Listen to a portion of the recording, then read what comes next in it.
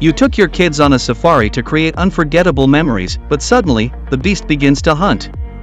What would you do when you realize the king of the jungle is after you, and the only way to protect your children is to fight back?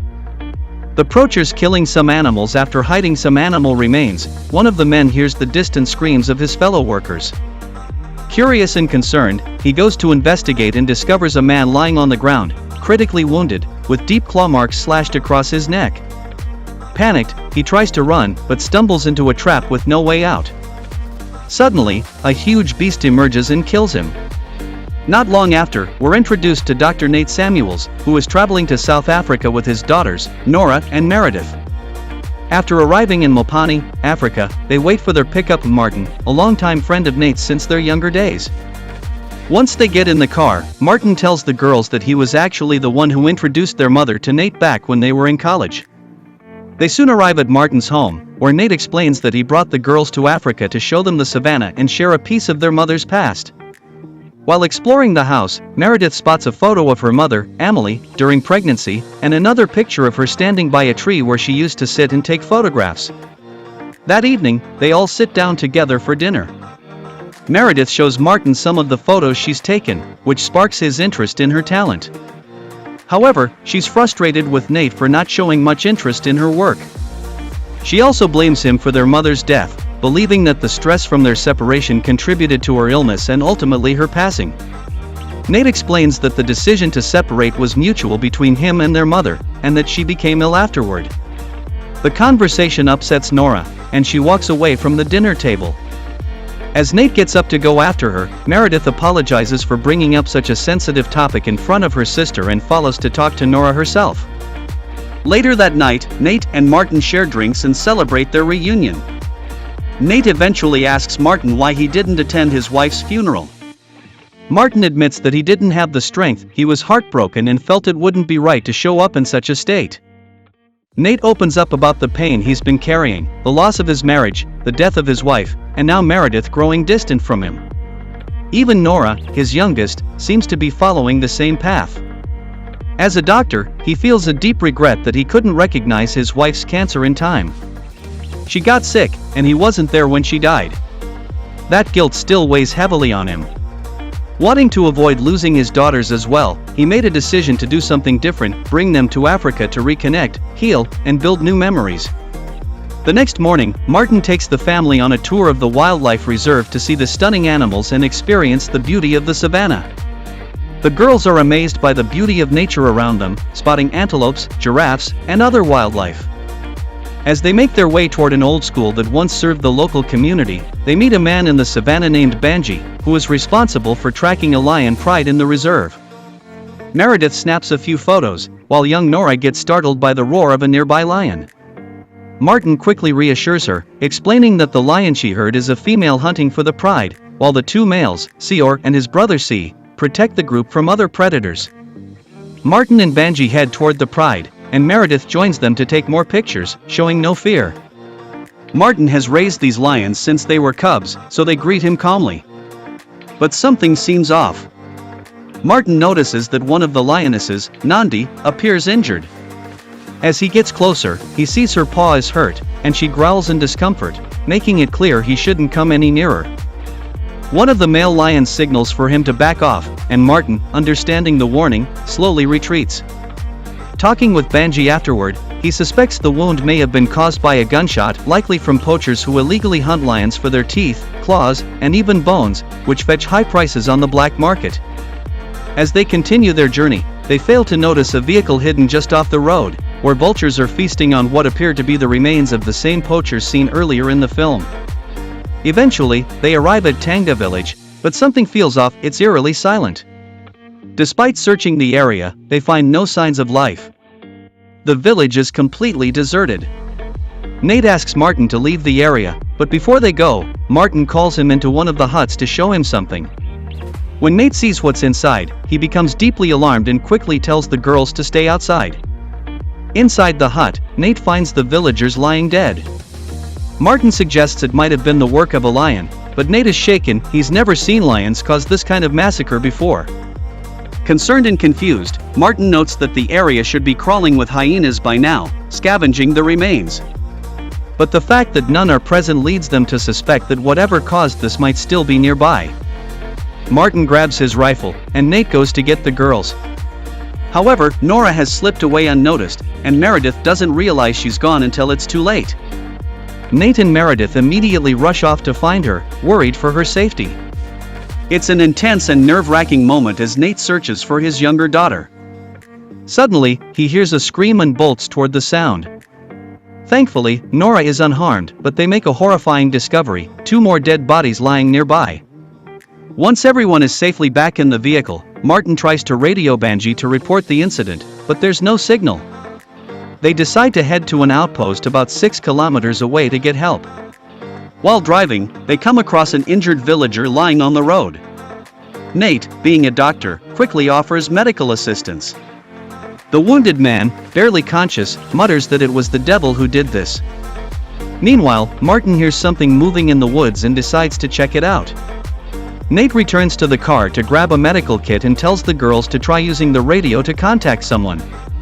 He then goes back to the injured man and begins tending to him, trying to keep him alive. Martin, armed with his rifle, continues tracking the beast through the forest. The tension rises as he follows the trail to a nearby lake filled with crocodiles. The footprints suggest the creature went into the water. Suddenly, Martin hears a loud roar. Determined to find it, he steps into the water for a better view, but is caught off guard when something suddenly attacks him from behind. Nate hears Martin scream, followed by a gunshot. Alarmed, he begins calling out for him, trying to figure out what happened. Back at the car, Meredith grows worried about her father and decides to leave the vehicle to look for him. Not far from the car, Nate spots the creature. It's a massive and ferocious lion. Startled, he runs back toward the vehicle, narrowly avoiding an attack. The beast leaps onto the car, terrifying everyone inside. One of the windows is still open, and the lion almost manages to grab Meredith with its claws. Nate quickly pulls her back and kicks at the lion in desperation. Thinking fast, Meredith jumps into the driver's seat and starts the engine. She manages to drive the car forward, giving Nate just enough time to break free as the lion nearly crushes his legs. With the lion knocked off the car and the family still shaken, Meredith drives on, still in a complete panic. Unable to drive properly in her panic, Meredith accidentally crashes the car into a tree near the edge of a slope. Nate quickly tries to calm his daughters down in the middle of the terrifying chaos. He attempts to restart the car, but it won't turn on, which sends the girls into a panic. To reassure them, Nate tells them everything will be okay and that they'll find a way out of this. Suddenly, Nate hears a voice over the radio. It's Martin. He's still alive, but in rough shape. Martin explains that the lion attacked him and left him unable to move. He's losing consciousness and bleeding heavily. Nate tries to talk him through it, using whatever survival knowledge he can to keep his friend going. Knowing Martin is losing a lot of blood, Nate tells him to heat up a knife and cauterize the artery to stop the bleeding. Martin screams in pain as he follows the instructions, and hearing his cries, Nate realizes Martin must be nearby. Determined to help, Nate decides to go after him. But Martin warns him over the radio that he's not alone. The lion is still there, watching him and slowly getting closer. Refusing to let his friend die, Nate grabs one of the tranquilizer rifles from the car and begins assembling it. While speaking to Martin, who's fading fast, he learns that the lion has now disappeared from sight, giving him a small window to act. Martin tells them that the lion has left, but he doesn't know where it went. He advises everyone to stay inside the car. However, Nate believes this might be his chance to sedate the lion. He climbs onto the roof of the vehicle with the tranquilizer gun, hoping for a better view of the area. Martin suggests he look for any movement or shadows that could reveal the lion's location. Nate spots some animals nearby, but there's still no sign of the lion. He asks Martin for a landmark to figure out where he is, and Martin tells him to look for the old hunter's hideout, a cabin built up in the trees. Meanwhile, feeling like they're taking too long and worried that Martin might die, Meredith makes the reckless decision to go after them on her own. Nate sees her leaving and yells for her to come back, but she refuses to listen. Just then, Nora notices something terrifying. The lion is approaching them from behind. She screams out, desperately trying to warn them. Meredith, unaware, keeps running in the same direction, and the beast immediately gives chase. Nate takes a shot at the lion with the tranquilizer dart but misses. Before he can reload, the lion charges and knocks him to the ground, leaving him no chance to fire again. Nate scrambles underneath the car to protect himself from the lion's powerful bites. The beast keeps trying to drag him out, but Nate kicks at it with everything he has, desperately trying to avoid being mauled. The lion, showing surprising intelligence, leaps over the car almost as if it's preparing to retreat. But just as Nate finally grabs the weapon again, the lion doubles back and launches another fierce attack. Meanwhile, Meredith reaches Martin and tries to help him while Nate is still pinned under the car. Every time he tries to crawl out, the lion strikes again, keeping him trapped beneath the vehicle. Thinking fast, Nora uses the distraction to her advantage. Brave and resourceful, she manually injects a tranquilizer directly into the lion. The drug takes effect quickly, and the beast begins to weaken, eventually stumbling away from the scene. Seizing the opportunity, Meredith brings Martin back to the vehicle. Dr. Nate immediately gets to work, treating Martin's wounds. With help from the girls, he cleans and stitches up the injuries, doing his best to stabilize his friend. However, they're soon caught off guard when the lion reappears. It seems the effects of the tranquilizer have worn off. Although the lion moves off in a different direction, they realize it's too dangerous to leave, so they decide they'll have to spend the night there. When Martin regains consciousness, he asks how everyone is doing. Nate assures him that they're okay and mentions that he hasn't seen the lion since sunset. Martin warns that an injured lion is even more dangerous, but adds that something. He points out that the lion attacked a village, killed people, but didn't eat any of them. It also went after a car, behavior that's highly uncommon for lions. Martin concludes that the lion's aggression is a reaction to poachers who have been killing its pride. Because of these attacks on lion families, the animal has begun lashing out at humans in retaliation. Martin believes the lion is out for revenge after losing its family to poachers. Nate insists they need to get out of there with his daughters, but Martin warns that without a proper weapon, they won't stand a chance against the lion, and out in the open, the odds are in the lion's favor. Later that night, while Nate is talking with Meredith, he takes a moment to apologize for everything. Suddenly, they hear voices crackling over the radio. They realize help might be nearby. When the group arrives at the scene, Nate approaches and explains they were attacked by a lion. But he soon realizes the newcomers aren't rescuers, they're hunters. The men recognize the description of the lion. It's the same alpha male that escaped during their failed hunt the night before. Nate asks for their help and offers them American money in exchange. At first, they agree. But when they look inside the car and discover Martin, their mood shifts. They recognize him as a reserve ranger who's known for protecting wildlife and accuse him of killing 3 of their fellow hunters. Tensions rise quickly. The hunters become aggressive and threaten Nate. Things spiral when they grab his daughters. Nate tries to stop them, but one of the men strikes him, leaving him helpless. But before the hunters can take further action, the real danger reveals itself: the lion. It hadn't left the area after all. Out of nowhere, it lunges from the darkness and attacks one of the hunters, turning the situation into chaos. As Nate heads back to the car, the hunters begin firing in the lion's direction. With the hunters distracted, Nate sees an opportunity to steal one of their vehicles. He jumps in, but quickly realizes the keys are missing. Determined, he tells the girls to stay put and promises he'll be back in about 10 minutes. Nate begins searching for the hunter who likely has the keys. Along the way, he comes across a dead body, but finds no keys on it. Pressing forward through the forest, he hears faint groaning nearby. Following the sound, he discovers a wounded man, but again, the keys are nowhere to be found. As he continues his search, Nate suddenly spots the lion nearby and quickly takes cover. Just then, Meredith calls him over the radio, and the sound draws the lion's attention. To avoid giving away his location, Nate drops the radio. The girls, unaware, keep calling for their dad, but all they hear in return is the lion growling. The lion sniffs around the radio for a moment before wandering off. Nate, still hiding, manages to climb up a tree. As he's perched there, a snake slithers toward him. Thinking quickly, he grabs the snake and throws it at the lion, which startles the beast and causes it to retreat in another direction. Continuing his search, Nate begins wading through a nearby stream, hoping the water will mask his scent and help him avoid detection. However, Nate is once again forced to hide as the lion nearly detects him. The beast begins sniffing the area, getting dangerously close to where he's hiding, just seconds away from finding him. Meanwhile, back in the car, the girls grow anxious when their father doesn't respond over the radio. In desperation, they start honking the horn. Luckily, the noise draws the lion's attention away from Nate, giving him the opportunity to move. Nate eventually finds the man who has the car keys and quickly grabs them, also picking up one of the guns.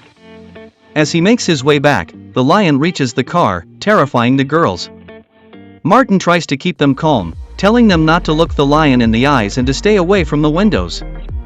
For a moment, the lion backs off, but then suddenly charges again, injuring Meredith in the process.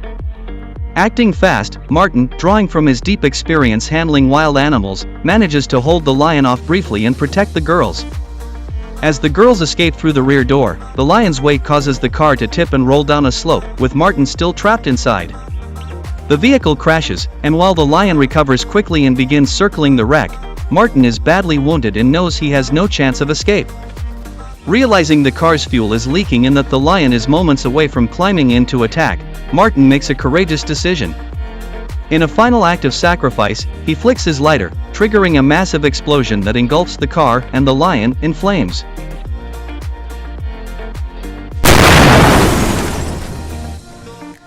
When Nate returns, he sees the fiery wreckage and rushes to the girls. They explain what happened, and seeing Meredith injured, he immediately instructs her to apply pressure to the wound. Nate then heads toward the burning car to check on Martin. Standing at the site of the explosion, Nate takes in the destruction and mourns the loss of his friend, Martin. The next morning, feeling lost and uncertain, Nate searches for a way to get his daughters to safety. That's when Nora spots the same group of lions Banji had shown them the day before. This triggers Nate's memory of an abandoned school nearby, and he decides to head there with the girls. Once inside, he searches for something to use as a bandage and realizes the building has been turned into a camp by the hunters. After treating Meredith's wounds, Nate steps outside to look for more supplies.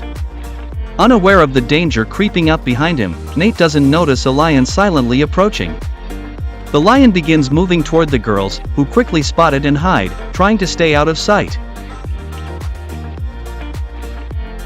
Meanwhile, Nate discovers a radio and tries to call for help.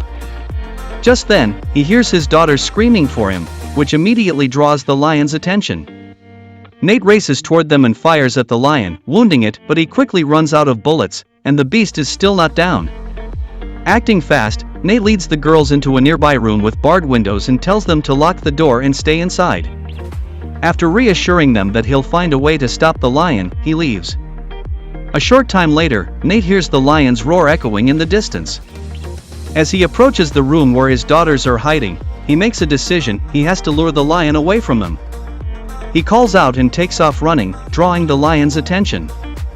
The lion begins chasing Nate through the open field. Knowing he can't outrun it, Nate chooses to make a stand. The lion tackles him to the ground and sinks its teeth into him, beginning a brutal final fight.